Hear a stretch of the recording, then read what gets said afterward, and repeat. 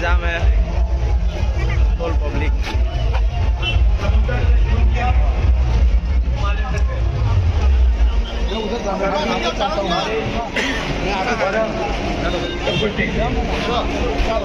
और रास्ते में हजारों लोगों से बात, फुल पब्लिक है। अंदर से गेट से बहुत अच्छा सिक्योरिटी सुंदर नारा आया, नफरत के बाजार में मोहब्बत की दुकान खोलनी। क्योंकि ये देश नफरत का नहीं है, हिंसा का नहीं है, मोहब्बत का देश है। मगर बीजेपी आरएसएस के लोग जहां भी जाते हैं भाई को भाई से लड़ा देते हैं, नफरत फैला देते हैं। तो विचारधारा की लड़ाई है। पहली यात्रा में बहुत सारे लोग आए, पैदल चले, गुजरात के लोग हमसे कहते देखे आपने यात्रा की मगर गुजरात तो आई नहीं, केम छो तो नहीं बोला आपने।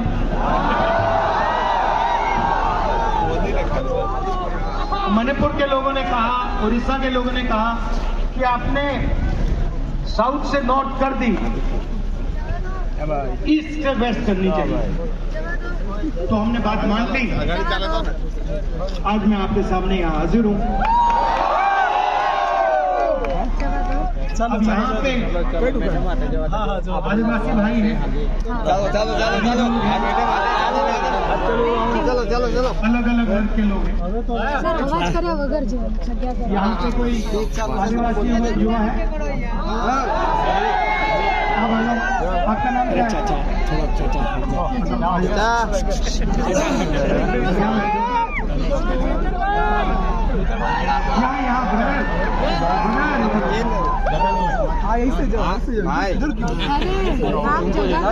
देखा कर, ये मैडम बोल रहे हैं इसलिए बोल रहा हूँ।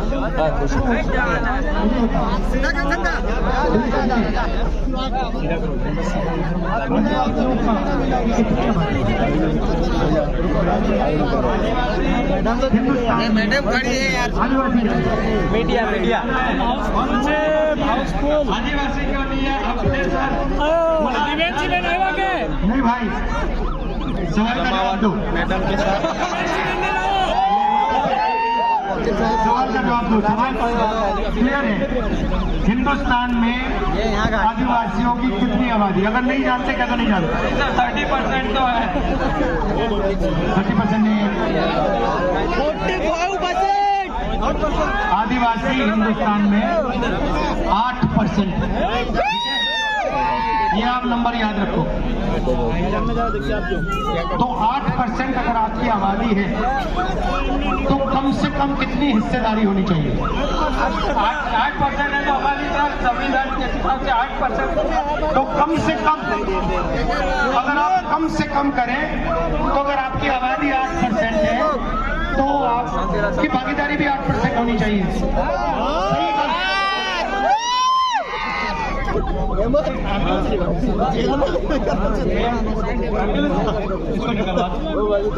जगह कर दो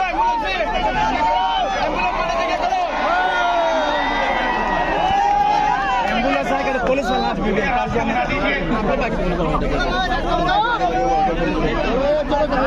धोला में एम्बुलेंस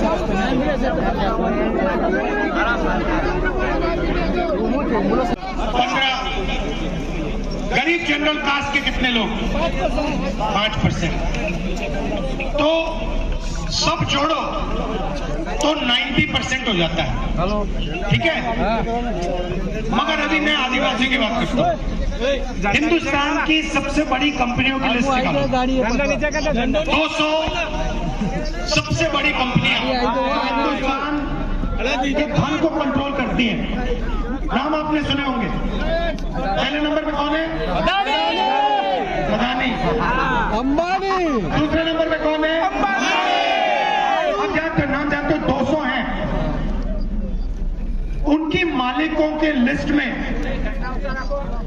आदिवासियों के कितने नाम? एक नाम है। एक नाम नहीं है। मीडिया की कंपनी में मीडिया के बड़े बड़े जो रिपोर्टर हैं उनकी लिस्ट में अभी आदिवासी कितने कभी देखा आपने टीवी पे?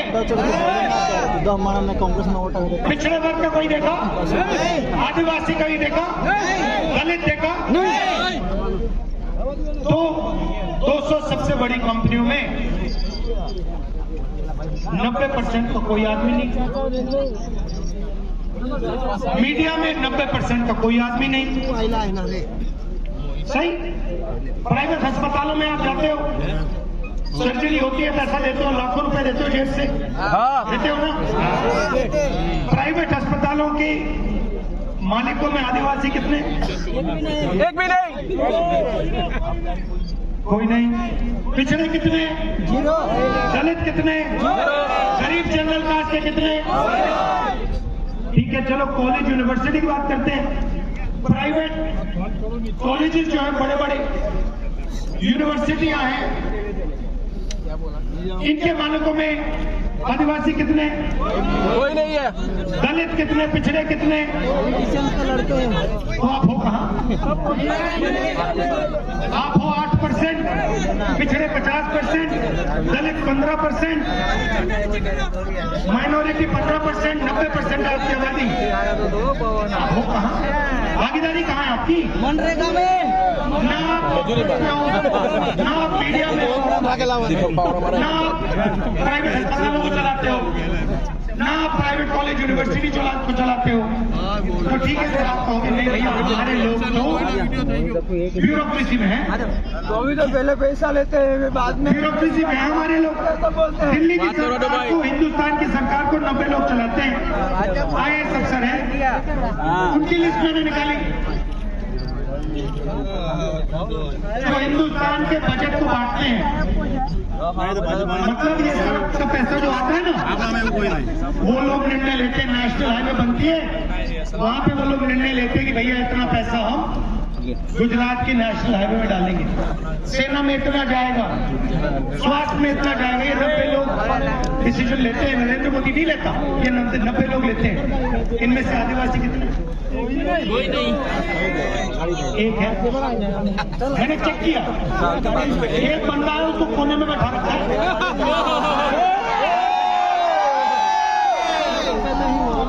और अगर हिंदुस्तान की सरकार 100 रुपए खर्च करती है बजट में,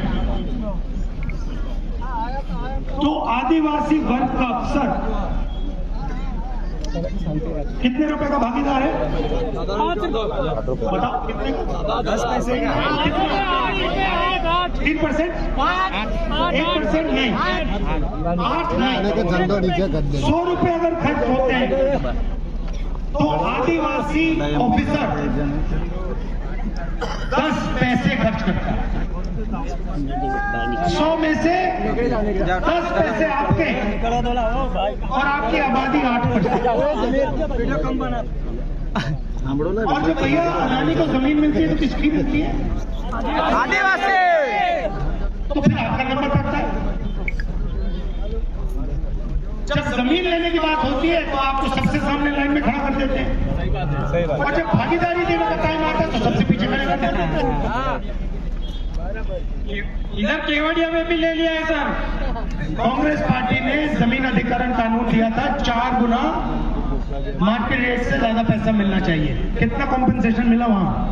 सर यहाँ पे पहले तो उनको जमीन ले ली, अभी रोजगार के लिए लारी गल्ले भी नहीं दे रहे, और जो कम्पनसेशन देते हैं वो कहीं ज्यादा देते हैं, और यहाँ पे तो आदिवासियों को अपने जीवन निर्वाह चलाने के लायक भी नहीं छोड़ते।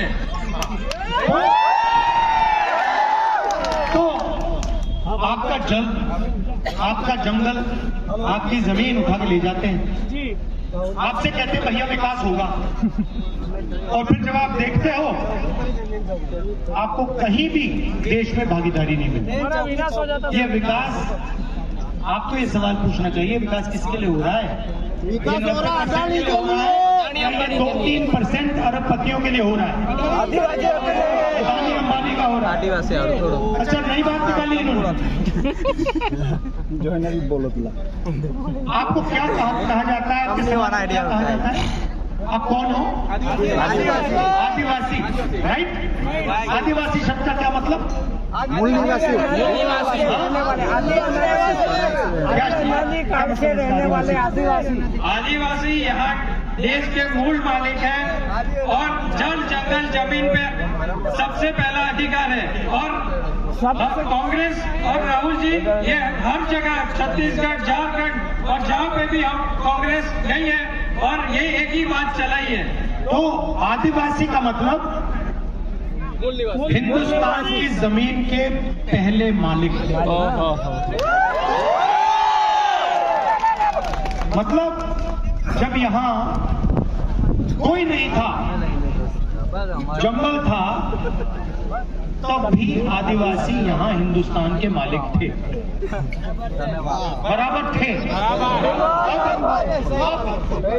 इस शब्द का मतलब क्या है कि अगर आदिवासी हिंदुस्तान के मालिक सबसे पहले मालिक थे, तो हिंदुस्तान में आदिवासियों को भागीदारी मिलनी चाहिए। उनकी जमीन, उनका जल, उनका जंगल उनको मिलना चाहिए। इसका ये मतलब, शब्द का ये मतलब। जब मैं आपको आदिवासी कहता हूं, मैं आपसे कह रहा हूं कि भैया ये जो देश है इसकी जमीन पहले आपकी हुआ करती थी और इस जमीन का, जल का, जंगल का अधिकार आपका है। इस शब्द का ये मतलब है। वनवासी का क्या मतलब है? निवासी हो जाते हैं, वनवासी मतलब जो जंगल में रहते हैं। जो जंगल में रहते हैं उनके कोई हक होते हैं? नहीं होते। जो वनवासी हैं, बीजेपी आपको वनवासी कहती है, आपको आदिवासी नहीं कहती। सही? उनके भाषण देखो, वो सब टाइम कहते हैं वनवासी। ये उन्होंने आपका नाम क्यों बदला? जंगल में रहते हैं क्योंकि ये आपको अधिकार नहीं देना चाहते हैं और ये चाहते हैं कि आपको ये वनवासी कहें और आस्ते आस्ते आस्ते आस्ते हिंदुस्तान में वन खत्म हो जाए। और फिर जब वन खत्म हो जाएगा आपसे कहेंगे भैया आप वनवासी हो। અહીંયા ચૈતરભાઈ છે એટલે મેન નહીં પડે।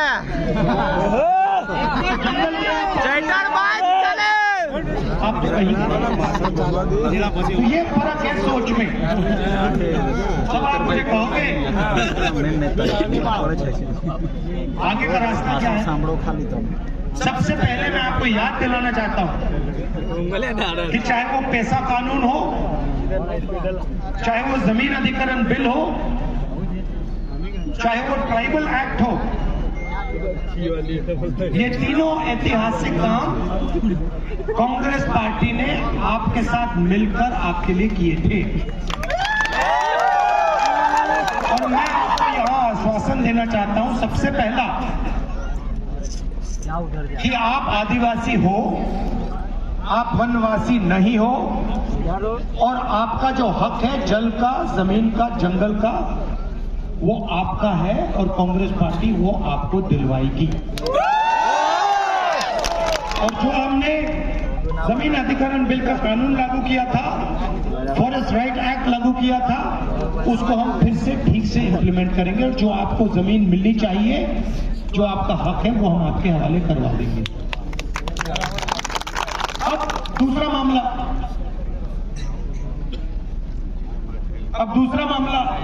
इस साइड।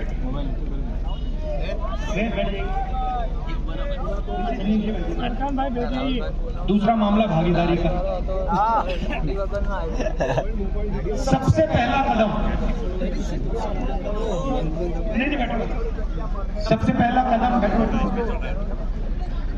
पहला कदम ये 90% है कौन? जिनको देश में भागीदारी नहीं दी जा रही है, ये हैं कितने और ये हैं कौन? आपको कभी चोट लगी? हाथ में, पैर में कभी चोट लगी है? अस्पताल गए, डॉक्टर ने आपसे कहा कि भैया चोट लगी तो एक्सरे करते हैं जी। एक्सरे क्यों कराया जाता है? अंदर की जख्म जानने के लिए। तो ये तो सबको मालूम है कि हिंदुस्तान में गरीबों के दिल के अंदर जख्म है। सब जानते हैं कि अदानी का 16 लाख करोड़ रुपया, अदानी अंबानी जैसे लोगों का 16 लाख करोड़ रुपया कर्जा माफ हो जाता है। किसान का कर्जा माफ नहीं होता, गरीब का नहीं होता, मजदूर का नहीं होता, आदिवासी का नहीं होता, सब जानते हैं। मगर डेटा का जमाना है, 21वीं सदी है, किसी को ये नहीं मालूम कि चोट कैसी लग रही है, कितनी लग रही है और किसको लग रही है। मैंने इनसे पूछा, आदिवासी हुआ है, इंटेलिजेंट लड़का है, मैंने इनसे पूछा भैया देश में आदिवासी कितने? मालूम नहीं। और नहीं, आपकी गलती नहीं है, आपकी गलती नहीं, बताया नहीं जाता, वो आपको बताना नहीं चाहते कि आप कितने हो। पिछड़ों को, दलितों को, आदिवासियों को बताना नहीं चाहते, नहीं तो प्रॉब्लम हो जाएगा उनका। डरते हैं, किस चीज से डरते हैं? गिनती से डरते हैं, जाति जनगणना, जाति जनगणना से डरते हैं। जाति जनगणना से क्या होगा? सबको पता लग जाएगा भैया आदिवासी कितने, दलित कितने, पिछड़े कितने, जनरल कास्ट के कितने। उसके बाद एक सेकंड, जाति जनगणना के 2 कदम है। पहला कदम सब जातियों की गिनती, और दूसरा कदम हिस्सेदारी। दूसरा कदम इकोनॉमिक सर्वे, इकोनॉमिक और फाइनेंशियल सर्वे। मतलब ये आदिवासी वर्ग है, हिंदुस्तान की सब संस्थाओं में आदिवासियों की कितनी भागीदारी है। यहां पे ये जो सड़कें बन रही हैं, आप जानते हो कि गुजरात में 30 कॉन्ट्रैक्टर हैं। क्या कहते हैं उनको? ट्रिपल है, क्या कहते हैं उनको? Double A class. उनके जेब में आपके GST का पैसा जाता है। ये सड़क किसने बनाई आप जानते हो? नहीं, आपके GST ने बनाई है। आपके जेब में से पैसा निकालकर 30 कॉन्ट्रैक्टर को दिया गया है। 30 कॉन्ट्रैक्टर में से आपको एक दलित, एक पिछड़ा, एक आदिवासी नहीं मिल सकता। लिस्ट निकाल के देख लो, नहीं मिलेगा। आपका पैसा आपके जेब से जा रहा है। ये आपने चश्मे पहने हुए हैं, हीरो लग रहे हो, हीरो लग रहे हो। ये आपने चश्मे कितने के खरीदे? 600 के ना? नाम क्या? रोहित जी, आपने 600 रुपए के खरीदे ना? ये चश्मे दिखाओ।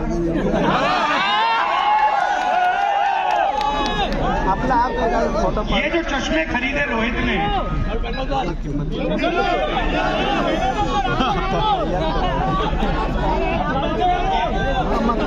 ये जो खरीदे, ये 600 रुपए के खरीदे, इसमें GST कितनी लगी आपकी?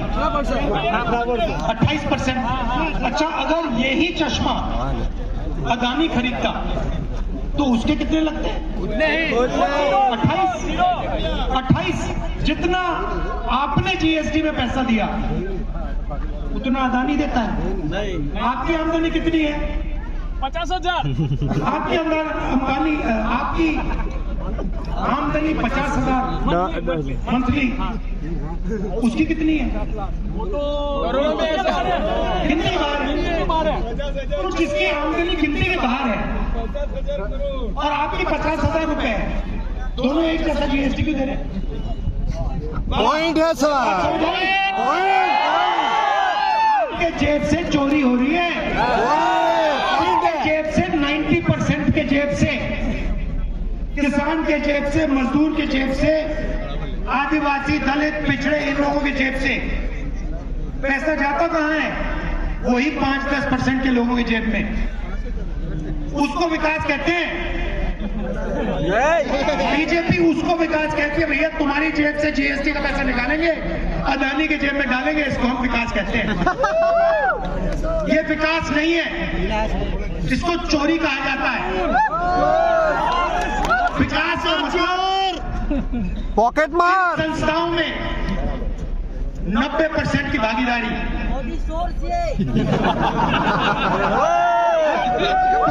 जाति जनगणना और इकोनॉमिक सर्वे के बाद पता लग जाएगा, पूरे गुजरात को पता लग जाएगा कि सड़कों का जो पैसा जा रहा है उसमें 1 रुपया ना आदिवासी को जाता है, ना दलित को जाता है, ना पिछड़ों को जाता है, ना किसी को जाता है। आप फसल बीमा योजना देखो, नंबर 1 मैंने आपने निकाल रखे हैं। फसल बीमा योजना का 35,000 करोड़ रुपए साल का लगता है। 10,000 करोड़ रुपया स्टेट की सरकार देती है। सुनो सुनो, अभी उसकी भी बात करूंगा। कौन कौन है? फसल बीमा योजना का पैसा कहाँ जाता है जानते हो? 16 कंपनियों के पास। 16 कंपनियों की लिस्ट निकालो, उसमें आपको एक दलित नहीं मिलेगा, एक आदिवासी नहीं मिलेगा, एक पिछड़ा नहीं मिलेगा। आप पैसा भरते हो, उनके बैंक अकाउंट में जाता है, खेत में नुकसान होता है, आपसे कहते भैया आपको तो पैसा ही नहीं देंगे। बराबर है, बराबर है ना? हाँ बराबर है। तो जाति जनगणना से ये सब पता लग जाएगा कि हिंदुस्तान का धन कैसे बटा है, किसके हाथों में है, कहां जा रहा है, कितने पिछड़े वर्ग के लोग हैं, कितने दलित, कितने आदिवासी, ब्यूरोक्रेसी में कितने हैं, बड़ी बड़ी कंपनियों में कितने हैं, मीडिया में कितने हैं, सब पता लग जाएगा। और ये हिंदुस्तान के लिए क्रांतिकारी कदम होगा। देखिए 70 साल पहले आजादी मिली, सही? आजादी में निर्णय लिया गया कि सबकी अब एक साथ प्रगति होगी। अब मैं सिर्फ ये कह रहा हूं कि 70 साल हो गए, अब एक एक्सरे कर लेते हैं, पता लगा लेते हैं कि भैया भागीदारी आज तक किसकी है, धन किसके हाथों में है, आदिवासियों के हाथों में कितना है, बड़ी बड़ी संस्थाओं में कौन लोग बैठे, आदिवासी बैठे, दलित बैठे, कौन बैठे। दूध का दूध, पानी का पानी हो जाएगा। आपको पता लग जाएगा कि हमारा यहाँ पे 24 घंटा बेवकूफ बनाया जा रहा है, डेटा मिल जाएगा। उसके बाद हिंदुस्तान की सच्ची राजनीति शुरू हो सकती है। ये हम करना चाहते हैं। पहला कदम हमने अपने मैनिफेस्टो में लिखा है, जाति जनगणना। और ये जो 50% का रिजर्वेशन है, ये जो लिमिट डाल रखी है, इस लिमिट को हम हटा देंगे। समझ में आई बात? इसमें आदिवासियों को, दलितों को, पिछड़ों को, छोटे पिछड़े वर्ग के लोगों को, सबको फायदा होगा। बीजेपी कहती है किसानों को हम एमएसपी नहीं दे सकते। एमएसपी मतलब मिनिमम सपोर्ट प्राइस, कम से कम दाम। मोदी जी की सरकार किसानों को हाईवे पे रोकती है। सही बात है, हीट ठोक के दीवार बनाकर। सही बात है, सही बात है। वो क्या चाहते हैं, सिर्फ एमएसपी चाहते हैं। उन्होंने कहा देखिए, आप सब लोगों को सही दाम दिलवाते हो। दुकान में कोई कुछ बेचता है, उसको सही दाम मिलता है। चिप्स का पैकेट कितने का होता है? 5 रुपए का, 10 रुपए का। उसमें कितने आलू होते? आलू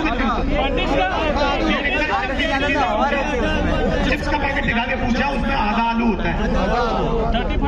आधा आलू दुकान में 10 रुपए का बिकता है, मगर जब किसान बेचता है तो आधा आलू कितने का बिकता है? तो किसान बस ये कह रहा है कि भैया हमें भी आलू के चिप्स का थोड़ा सा धन, थोड़ा सा पैसा दे दो। आप पूरा का पूरा फायदा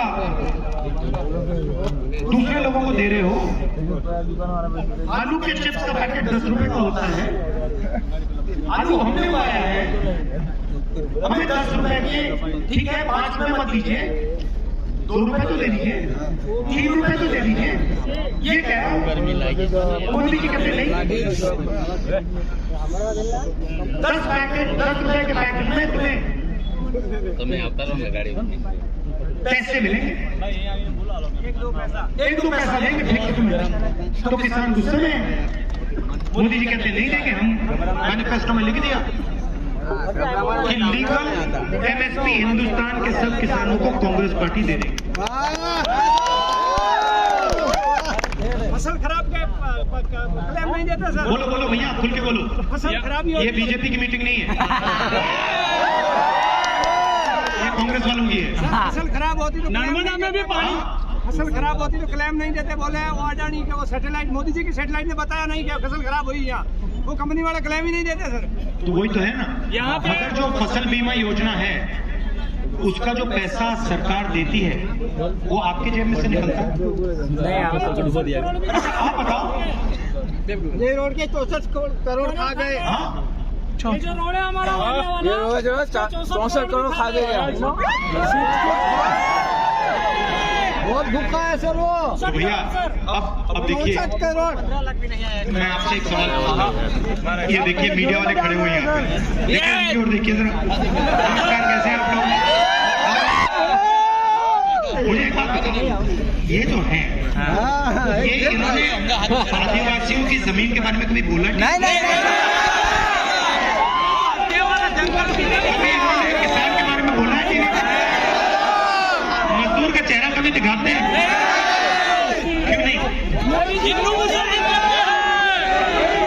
अदानी मोदी मीडिया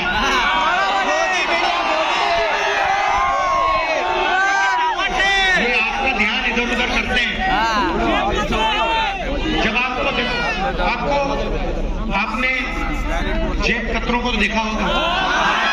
जेब कतरा सबसे पहले क्या करता है? पहले ध्यान इधर उधर करता है।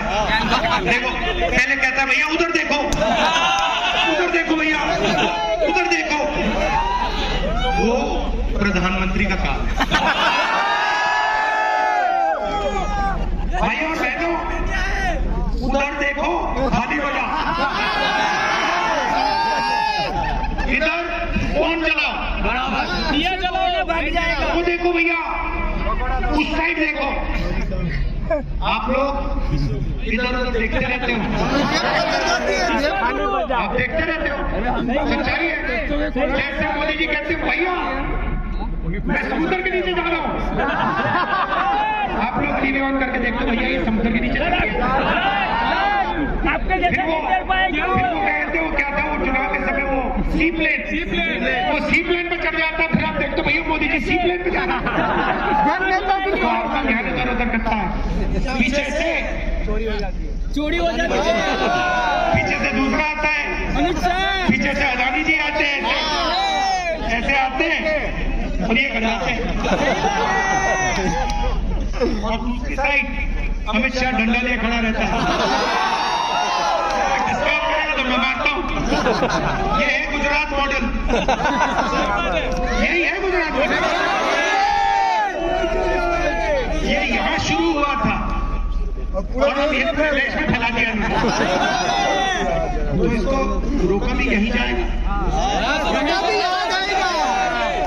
कौन रोकेंगे? हम लोग। गरीब लोग रोकेंगे, किसान, दलित, आदिवासी, पिछड़े, ये लोग रोकेंगे। जी सर, जरूर। सही बात है, मगर ये मत भूलिए जाति जनगणना क्रांतिकारी कदम है। ये आपको छोड़ना नहीं है, ये जोड़ना ये छोड़ना नहीं है आपको। ये आपको आपका ये दरवाजा खोल देगा, दीवार तोड़ देगा। ये भूलिए मत मेरी बात। मेरा लक्ष्य है कि हिंदुस्तान का जो धन है, जो संस्थाएं हैं, उनमें हिंदुस्तान के सब लोगों को भागीदारी मिले। चाहे वो शिक्षा हो, स्वास्थ्य हो, बड़ी बड़ी कंपनियां हो, मीडिया हो। मेरी सोच है कि सब लोगों की भागीदारी होनी चाहिए, सब लोगों को जगह मिलनी चाहिए। सही बात है। और पहला कदम, क्रांतिकारी कदम जाति जनगणना है, फाइनेंशियल सर्वे है, इकोनॉमिक सर्वे है। सर युवाओं के लिए भूलना नहीं है। मोदी जी ने एक बात अगर आप इस भाषण से अपने दिमाग में रखो तो ये है, जाति जनगणना को छोड़ना नहीं है। तभी तो पता ठीक चलेगा। है। अब आखिरी बात बोलना चाहता हूँ। यहाँ पे ऐसे युवा हैं जो पहले आर्मी में जाना चाहते थे, कोई है यहाँ पे? ये देखो हाथ उठ गए।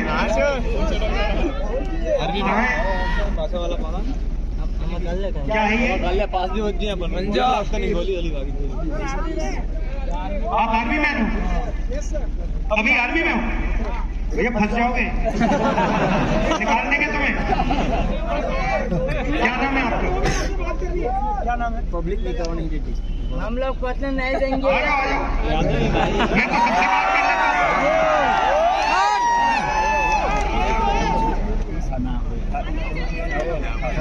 Thank you, brother. Rahul sir,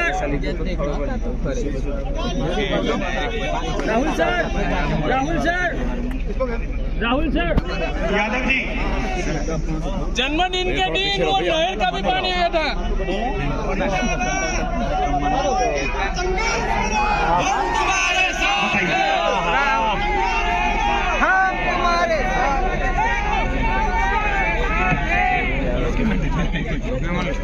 खेला जय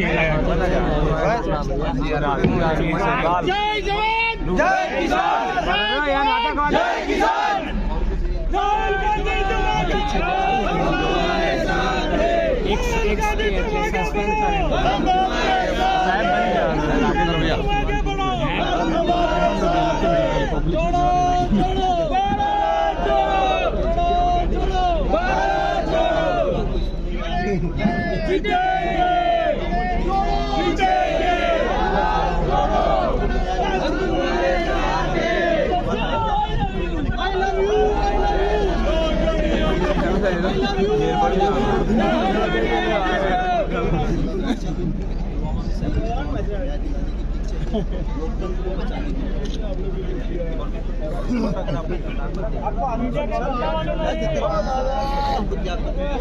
चालू रखो।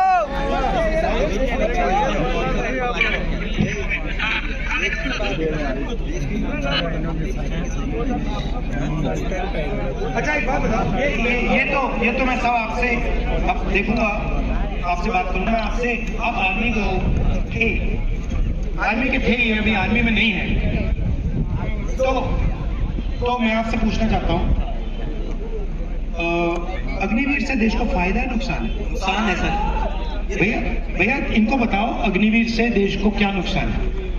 सर ये आप लोगों की सुरक्षा के साथ खिलवाड़ हो रहा है। ये कोई 4 साल की नौकरी मात्र नहीं है, ये देश की सुरक्षा के साथ खिलवाड़ किया जा रहा है, आप लोगों की सुरक्षा के साथ खिलवाड़ किया जा रहा है। ये सिर्फ पेंशन की बात नहीं है, ये भारतीय सेना किसी के बाप की बपौती नहीं है, ये हमारी और आपकी सेना है, हर लोगों की सेना है, जिसकी वजह से मैंने इस सच्चाई को जब बोला था कि भारतीय सेना के साथ खिलवाड़ नहीं होना चाहिए, तो इस वजह से मैंने त्याग पत्र दिया।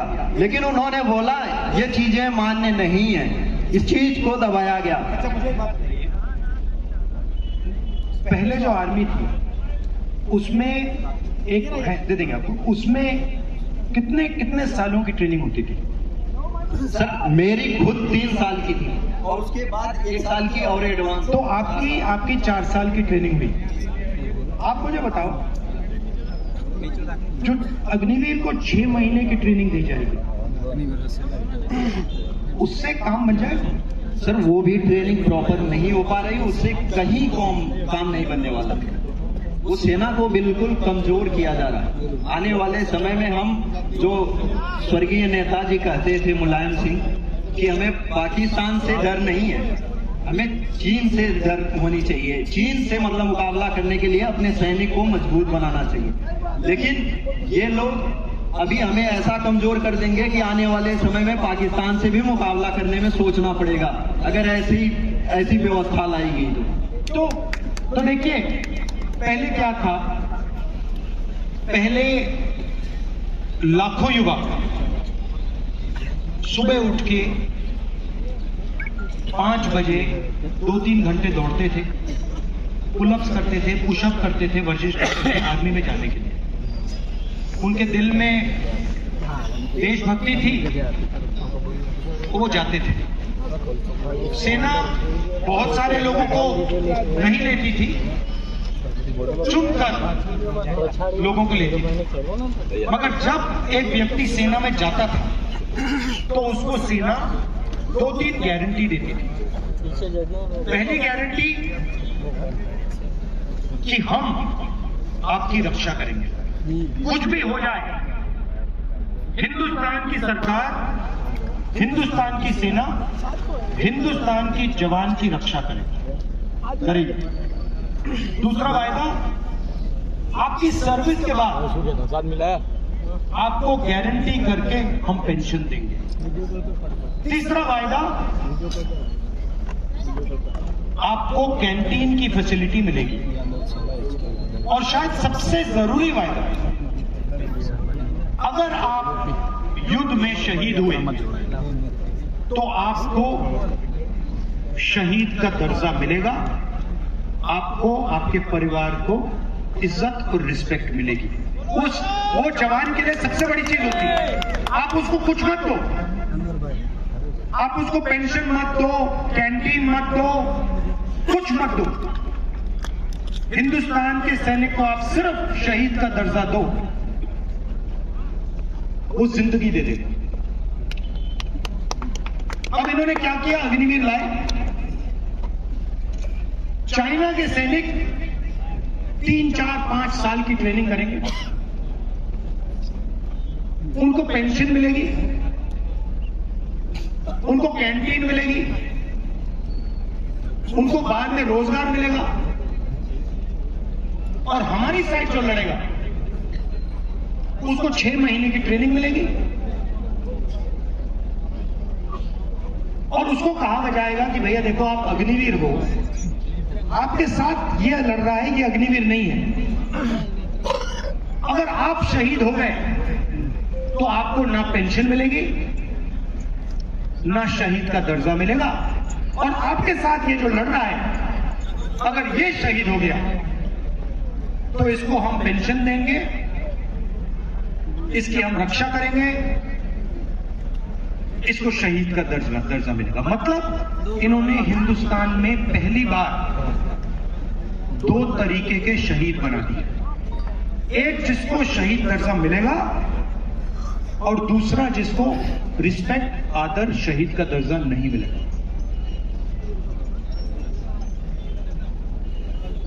सही?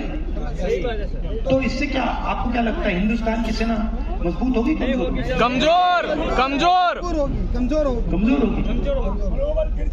मनोबल गिर जाएगा। अच्छा, पहले क्या होता था, हथियार कौन बनाता था? HAL। हाँ, सब कुछ जानते हो आप, गुजरात के लोग सब कुछ जानते हैं।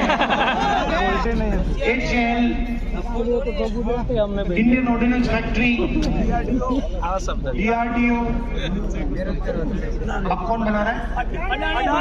अदानी डिफेंस। वो अंबानी अनिल अंबानी में तो उसका थोड़ा बिजनेस खराब हो गया बेचारे को। तो अब क्या होगा, सिपाही को, जवान को पेंशन नहीं मिलेगी, शहीद का दर्जा नहीं मिलेगा, कैंटीन नहीं मिलेगी, अदानी की राइफल मिलेगी।